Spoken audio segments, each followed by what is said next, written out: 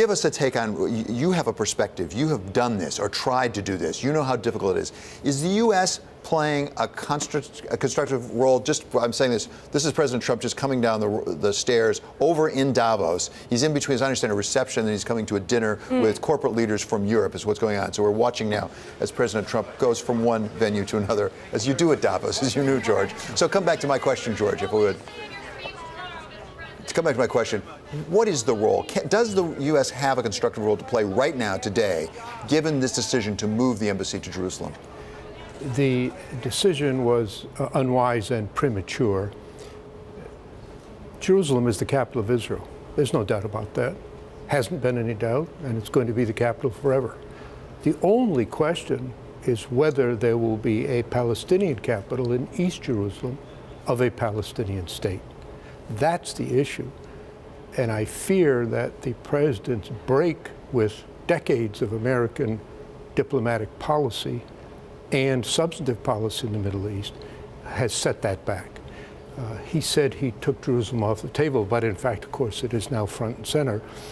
And the thing that has to be realized is that while the Palestinians are free to negotiate whatever deal they can with Israel on borders, on water rights, on rights of return, and so forth, with respect to Jerusalem, the Palestinians are not free agents.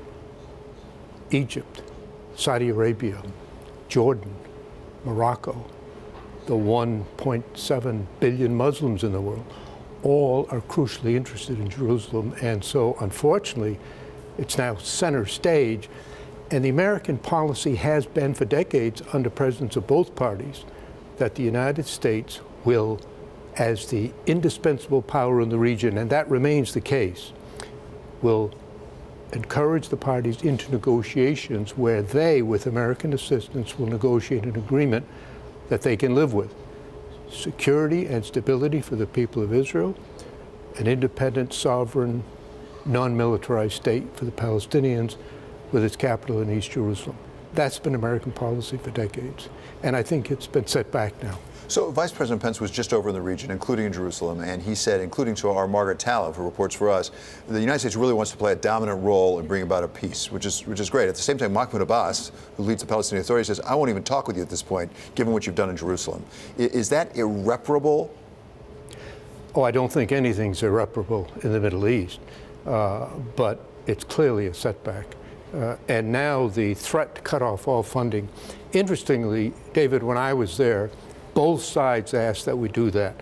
The Arabs said, oh, well, the Israelis are all dependent on you. You just cut off funding, they'll do what you want. And the Israelis said, oh, the Palestinians are dependent on you. Just cut off funding, they'll do what you want. The fact is, it won't work. They're both proud peoples. They're not going to subject themselves to saying they'll be dictated to by the United States. We can encourage, help, support. In the end, they together must negotiate an agreement. I encourage every listener here to pull up a speech given by President George W. Bush in Jerusalem in January of 2008, his last year in office. He made a powerful statement of American policy. He said to Palestinians, you're not going to get a state until the people of Israel have reasonable and sustainable security.